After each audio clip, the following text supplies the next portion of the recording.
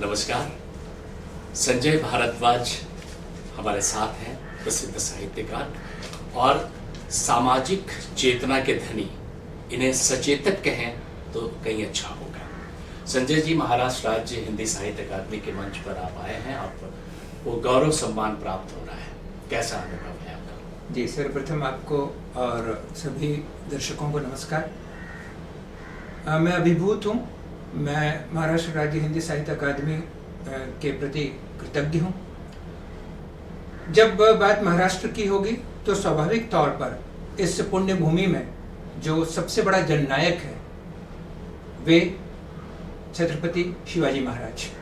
छत्रपति शिवाजी महाराज राष्ट्रीय एकता सम्मान मिलना, ये पुरस्कार मिलना निश्चित तौर पर मेरे लिए बहुत बड़े सौभाग्य की बात है, क्योंकि छत्रपति ने समाज के अंतिम व्यक्ति से लेकर प्रथम व्यक्ति तक को साथ लिया और इस तरह से वे आगे चलते गए, आगे बढ़ते गए और हिंदी स्वराज्य की स्थापना की।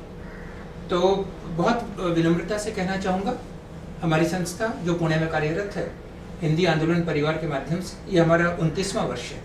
30 सितंबर को हमारे 30वां वर्ष लग जाएगा। हम लगभग 300 आयोजन कर चुके हैं। हिंदी के साथ साथ मराठी, उर्दू, कन्नड़, सिंधी, गुजराती, कभी बंगाली, तमाम भाषाओं को साथ में लेकर 300 कार्यक्रम करना, आज अगर मैं पलट कर देखता हूँ तो सहज रूप से एक एकता का काम होता चला गया।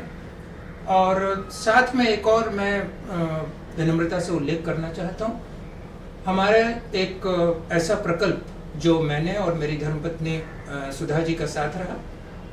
जब मुंबई पर आतंकी हमला हुआ, उसके बाद में शब्द युद्ध आतंक के विरुद्ध, ये एक ऐसा प्रकल्प था जिसमें हमने विश्व भर के लगभग 150 रचनाकारों की कविताओं को जो आतंक पर लिखी हुई थी, आतंकवाद के विरुद्ध लिखी हुई थी, इनको पोस्टर का रूप दिया और भारत के विभिन्न नगरों में हम इस प्रदर्शनी को लेकर गए।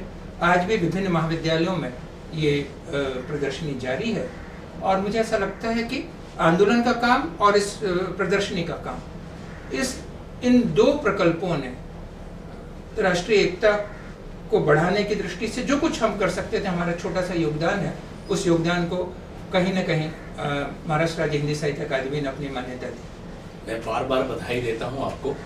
भाषा के लिए आपने इतना काम किया है, हिंदी भाषा, मराठी भाषा, अन्य भाषाओं को लेकर आप सक्रिय हैं जी।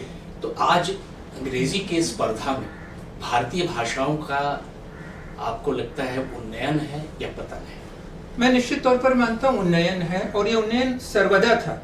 यदि आप वैसे तुलना करें तो न्यूयॉर्क न्यूज़पेपर एसोसिएशन का, जहाँ तक मुझे याद आता है, 1998 में एक सर्वेक्षण आया था। उस समय दुनिया में 18.9% लोग ऐसे थे जो कम से कम हिंदी समझ लेते थे, आज से 26 वर्ष पूर्व। आज ये संख्या लगभग वहाँ पर आ गई होगी जहाँ दुनिया के 4 लोगों में से एक व्यक्ति हमारी भाषा को समझ लेता है। इतनी बड़ी शक्ति हमारे पास है। इस शक्ति को हम महाशक्ति में बदल सकते हैं। और वर्तमान में सबसे बड़े आनंद की बात है कि भारत के यशस्वी प्रधानमंत्री श्री नरेंद्र मोदी, उन्होंने जिस तरह से हिंदी को विश्व भाषा में बदलने का प्रयास किया, आज आप एक बहुत बड़ा परिवर्तन देखेंगे। हमारा विदेश मंत्रालय, हमारा गृह मंत्रालय, वाणिज्य से संबंधित लोग सभी हिंदी में बात कर रहे हैं। और जैसा कि आप तो इस्लामी क्षेत्र से जुड़े, आप जानते हैं, हिंदी सेतु का काम करती है, जोड़ने का काम करती है। मुझे कई बार ऐसा लगता है कि सेतु का एक पर्यायवाची हिंदी को भी कर देना चाहिए। क्या बात कही आपने, बहुत बहुत बधाई। एक बात और जाननी है जी। आप बहुत धारदार लिखते हैं, मैं आपकी रचनाओं का पाठक हूँ जी।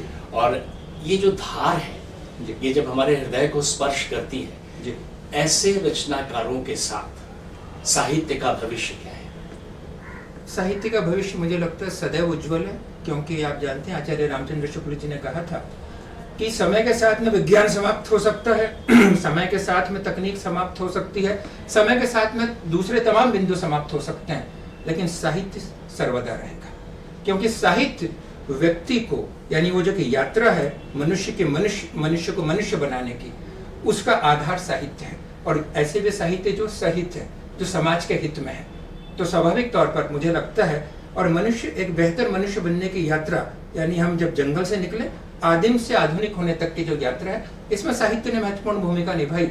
और आगे भी मनुष्य की जो अन्वेषी प्रवृत्ति है, आगे की जो भी विकास यात्रा होगी, उसमें साहित्य महत्वपूर्ण भूमिका निभाता रहेगा, ऐसा मुझे लगता है। बहुत बहुत धन्यवाद।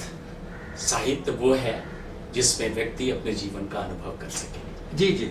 और इसलिए साहित्य जब तक मानवता का भविष्य है तब तक साहित्य भी हमारे साथ। निश्चित तौर पर मैं आपसे सहमत हूँ।